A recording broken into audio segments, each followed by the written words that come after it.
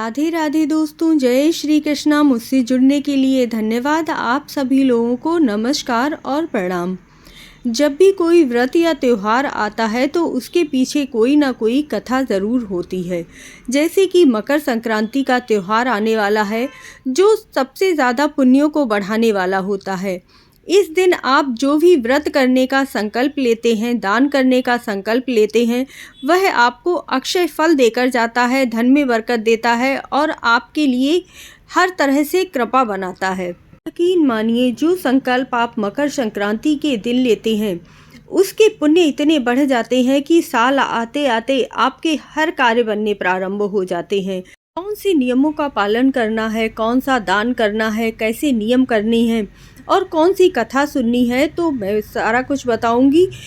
धीरे धीरे वीडियो भी अलग अलग डालती रहूंगी, तो वो भी देखिएगा। बहुत सारी वीडियो मेरे चैनल पर हैं इसके बारे में, तो वो भी देखिएगा। चैनल सब्सक्राइब ज़रूर कर लीजिएगा। तो आज हम सुनने वाले हैं धर्मराज की कथा, जो बहुत ही अविस्मरणीय है और आप सुनने से आपको बहुत विशेष लाभ होगा।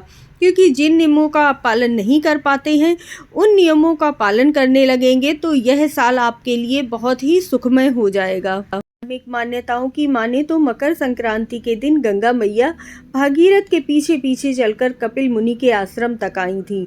भगवान विष्णु ने इस दिन असुरों का अंत किया था।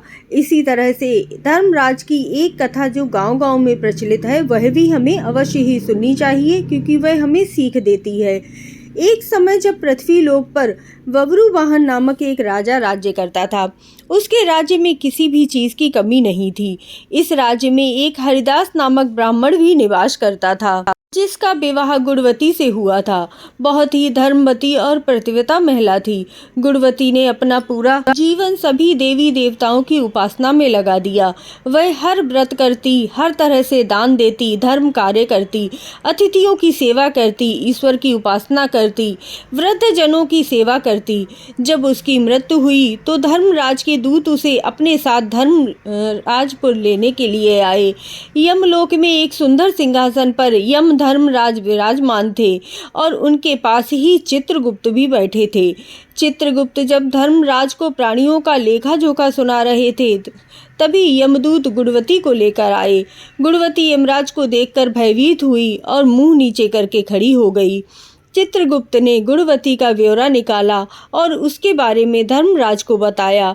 धर्मराज ने गुणवती का पूरा ब्यौरा देखा तो वह प्रसन्न हुए, लेकिन उनके मुख पर थोड़ी सी उदासी छाई हुई थी। यह देखकर गुणवती ने पूछा, हे प्रभु, मैंने तो अपने जीवन काल में सभी सत्कर्म ही किए हैं। जो भी धर्म कार्य मैं कर सकती थी, जितना भी मेरी जानकारी में थे, मैंने वह सारे धर्म कार्य किए। फिर भी आप इतने उदास क्यों हैं? प्रभु, मुझसे क्या भूल हुई है जिसकी आप मुझे सजा देने वाले हैं? धर्मराज ने कहा कि जिस दिन सूर्यदेव उत्तरायण में प्रवेश करते हैं, यानी मकर संक्रांति के दिन, जो कोई भी पूजा अर्चना करता है, पूरे साल तक यह कथा सुनता है और पूजा करने के साथ साथ ही धर्म के यह 10 नियमों का पालन करता है, उस पर कभी भी कोई भी संकट नहीं आता, अकाल मृत्यु नहीं होती। तो वह 10 नियम मैं बताने वाला हूँ। यदि मनुष्य उनका पालन करेगा तो उसके जीवन में हमेशा ही सुख रहेगा और वैभव रहेगा। वह 10 नियम जरूर ही सुन लीजिएगा और हो सके तो उन्हें लिख लीजिएगा। और जितना ज़्यादा आप इन नियमों को शेयर करेंगे, उतना ही ज़्यादा आपको लाभ होगा। कमेंट में ओम नमः शिवाय या जय राधे राधे ज़रूर लिख दीजिए। धीरज रखना यानी संतुष्ट रहना, अपने मन को वश में रखना, सभी को क्षमा करना, किसी प्रकार का दुष्कर्म नहीं करना, मानसिक और शारीरिक शुद्धि का ध्यान रखना, अपनी इंद्रियों को वश में रखना, बुरे विचारों को अपने मन में न लाना, पूजा पाठ और दान पुण्य करना, व्रत करना, व्रत की कहानियों को सुनना, सच बोलना और सभी के साथ अच्छा और सच्चा व्यवहार करना, क्रोध न करना। धर्म के इन सभी लक्षणों का पालन यदि कोई भी 1 साल कर लेता है और यह कथा को सुनता है, तो उसके दान पुण्य और परोपकार 1 साल में इतने ज़्यादा बढ़ जाते हैं कि स्वयं श्री हरि विष्णु उन पर कृपा करते हैं। इसके साथ ही एक मूर्ति बनवाकर विधि विधान से पूजा करें, प्राण प्रतिष्ठा करवाएं और चित्रगुप्त की पूजा करें। इसी के साथ ही काले तिल के लड्डू का भोग लगावें और ब्राह्मण भोज करवावें। बांस की टोकरी में 5 सेर अनाज का दान करें। ज़रूरतमंदों को गद्दे, कंबल, तकिया, लोटा और वस्त्र का दान करें।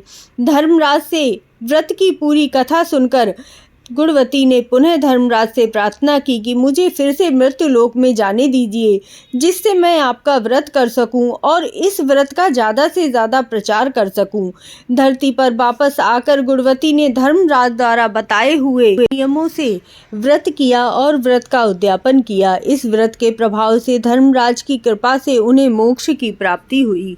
मकर संक्रांति के दिन से आप पूरी साल तक इस कथा को पढ़ने का संकल्प ले सकते हैं और उसके बाद दान आदि कर सकते हैं। यह कथा आपके लिए विशेष लाभकारी होगी।